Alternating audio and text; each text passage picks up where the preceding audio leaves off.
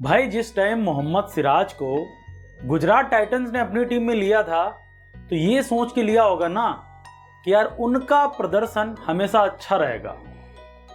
लेकिन उनके ही फैंस पंजाब वाले प्रदर्शन के बाद मोहम्मद सिराज को ये तक बोलने लग गए थे कि अब भैया सिराज आरसीबी से बाहर कुछ कर नहीं पाएंगे। तो एक बात बता दें, सिराज आज भी उतने यूटिलाइज हैं, सिराज कर भी उतने यूटिलाइज रहेंगे, क्योंकि मोहम्मद सिराज वो क्रिकेटर है जो उनके पिता टेम्पो चलाते थे, वहां से यहां का सफर करने के बीच का सफर का नाम है मोहम्मद सिराज। मोहम्मद सिराज मेहनत में कभी कोई कमी नहीं छोड़ते। आज उन्होंने एक चीज और करके दिखाई, पर्सनली रोहित शर्मा से अपने चैंपियंस ट्रॉफी वाले उस मुकाम का, सिलेक्शन का, जवाब का बदला ले लिया। देखो मुद्दा कुछ यूं है कि जब चैंपियंस ट्रॉफी की टीम सेलेक्ट की गई उसमें मोहम्मद सिराज नहीं थे। लोगों ने पूछा कि यार भैया ये कैसे हो सकता है, मोहम्मद सिराज पिछले 2-3 सालों में one of the best fast bowler हमारे लिए रह चुके हैं, सबसे ज्यादा विकेट उनके नाम है, इकोनॉमी सबसे अच्छा है, ओडीआई में तो सबसे खतरनाक है। तो हमारे कप्तान यानी रोहित शर्मा ने प्रेस कॉन्फ्रेंस में ये चीज बताई थी कि भैया मोहम्मद सिराज नई गेंद से तो अच्छी गेंदबाजी कर लेते हैं, लेकिन वहीं डेथ ओवर में, मिडिल ओवर में हमारे लिए इतना कारगर नहीं है। जब आज गुजरात टाइटंस और मुंबई का इन दोनों के बीच में पहली भिड़ंत हुई अहमदाबाद के स्टेडियम में, यानी श्री नरेंद्र मोदी दामोदर दास के स्टेडियम में, भाई जब उनको पहला ओवर दिया गया भारत के कप्तान रोहित शर्मा के खिलाफ, तो हमें लगा कि मोहम्मद सिराज का कुछ खुन्नस निकल रही है।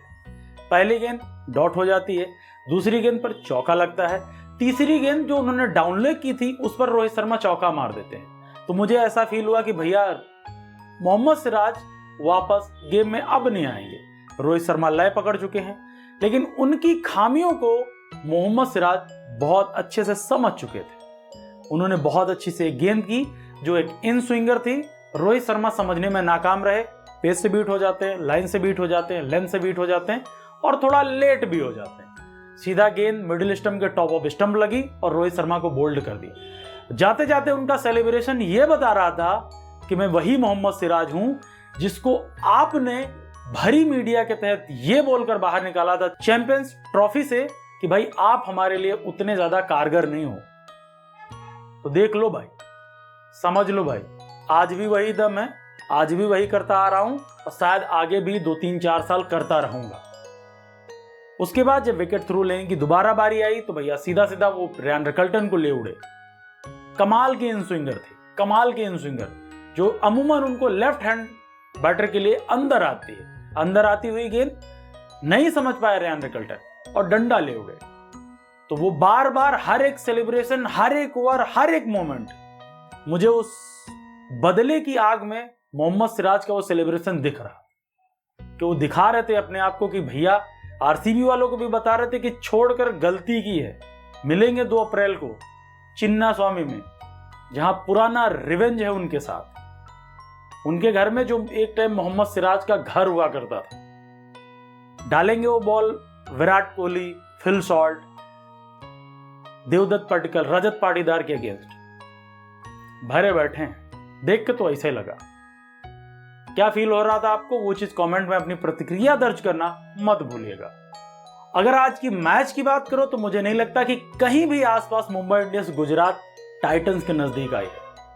नेहरा साहब आपको पता है कि भैया प्रोएक्टिव मेंटरशिप कर रहे थे, या बोल सकते हो आपकी कप्तानी तो वही कर रहे थे। ग्राउंड पे खड़े हैं, प्रोएक्टिव नजर आ रहे हैं। शुभमन गिल जहां फंस रहे हैं उनको इनपुट दे रहे हैं, बॉलर्स को बिल्कुल समझा रहे हैं कि भैया क्या करना क्या नहीं करना। हार्दिक पांड्या क्लूलेस दिखे। गेंदबाजी अच्छी हुई, कप्तानी अच्छी हुई, वापसी उन्होंने अच्छी की, लेकिन बैटिंग में आज बिल्कुल उनका प्रदर्शन बहुत निराशाजनक था। 2 में से 2 मुकाबले अब हो चुके हैं मुंबई इंडियंस के लिए, जिनमें उनको हार का सामना करना पड़ा, दोनों घर के बाहर। अब क्या 31 वाले मुकाबले में, यानी 31 मार्च को जो खेला जाएगा, मुंबई इंडियंस के घर में खेला जाएगा, केकेआर के अगेंस्ट खेला जाएगा, क्या उसमें वो वापसी कर सकते हैं? या फिर अगर वो मुकाबला भी खेले तो मुझे लगता है कि नंबर 10 वाली उस पायदान की लिस्ट की तरफ आप जाते दिख जाओगे। तो यह देखना बहुत दिलचस्प होगा, क्या मुंबई इंडियंस पिछले सीजन की तरह इस बार भी 10वीं पोजीशन पर दिखेगी या फिर अपने आप को थोड़ा ऊपर लाने की कोशिश करेगी, टॉप 4 तक पहुंचने की कोशिश करेगी। और जो हम हमेशा से कहते आए हैं कि मुंबई लेट स्टार्ट करती है, अब भैया आपके पास टाइम नहीं है। गुरु, एक चीज आप सोच लो, सिंपल सी बात है, जब आप लेट स्टार्ट करते थे उस टाइम आईपीएल में हुआ करती थी 8 टीमें, मौजूदा समय में 10 टीमें बन चुकी हैं। अब आपको वापसी का रास्ता अगर आपने देर कर दी तो सीधा बंद हो जाता, प्लेऑफ का रास्ता बंद हो जाता। तो अगर आपको वापसी करनी है तो 31 को करो, केकेआर के अगेंस्ट करो, क्योंकि वहां पर नहीं तो फिर समझ लो मामला डामाडोल है, कहानी बिगड़ सकती। और अगर अब कहानी बिगड़ी तो मुंबई फैन सबसे ज्यादा हर्ट होने वाले। वहीं अब सेलिब्रेशन की बात आ चुकी है तो वहां पर गुजरात टाइटंस को सेलिब्रेट करना चाहिए। पहले मुकाबले में 243 उनके बॉलर्स खाने के बाद लाजवाब वापसी की है इस मुकाबले में। पिछला मुकाबला जरूर 11 रन से हारी थी, मनोबल टूटा था, लेकिन यहां पर कंसिस्टेंट अच्छी परफॉर्मेंस करते हुए मुकाबला 36 रनों से जीतकर पॉइंट्स टेबल में खाता खोल चुकी है। अब आपको क्या लग रहा है कि क्या गुजरात का यह जहाज ऊपर बढ़ता नजर आएगा या फिर इसके भी डिप होने के चांस है? क्योंकि अब इसकी मुलाकात होगी सीधा 2 अप्रैल में, जो आरसीबी 2 में से दोनों मुकाबले जीत चुकी है उनके खिलाफ। उनके यंग कप्तान रजत पाटीदार एक अलग विजय रथ पर सवार हैं। क्या ये उनके विजय रथ को थाम सकते हैं या फिर वो इनके इस टाइटैनिक को अपने समंदर में डुबा सकते हैं? बाकी आपको क्या लग रहा है? कोई प्रतिक्रिया है सीधा कमेंट में आप बता दो। इसके अलावा भाई देखो, अगर आप लोगों को जर्सी भी लेनी है, किसी भी टीम की लेनी है, इस टाइम लखनऊ की लाइव है हमारे मीशो स्टोर पर, जहां पर जिसका लिंक आपको डिस्क्रिप्शन बॉक्स में मिल जाएगा, वहां से जाओ। आप चाहे आप कैश ऑन डिलीवरी करो, ऑनलाइन पेमेंट करो, जो भी आपको सुविधाजनक लगे आप करो।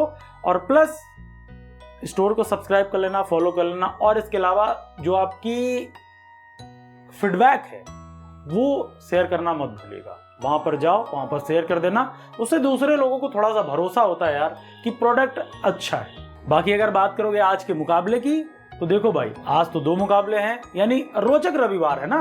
ये बोला जाता है भैया रोचक रविवार, रोचक रविवार है। एक तरफ आपको दिखेगी दिल्ली, दूसरी तरफ दिखेगी हैदराबाद, वहीं अगली दिखेगी राजस्थान और चेन्नई सुपर किंग। अब इन दोनों में टॉस से पहले हम आपको 40 से 50 मिनट पहले आपको मिल जाएंगे। जो पहला मुकाबला होगा उसकी जैसे ही इनिंग्स खत्म होगी वहां पर हम आपके साथ जुड़ जाएंगे, और दूसरे मुकाबले का जब टॉस होगा उससे पहले आपके साथ बने रहेंगे लाइव अपने इसी चैनल पर।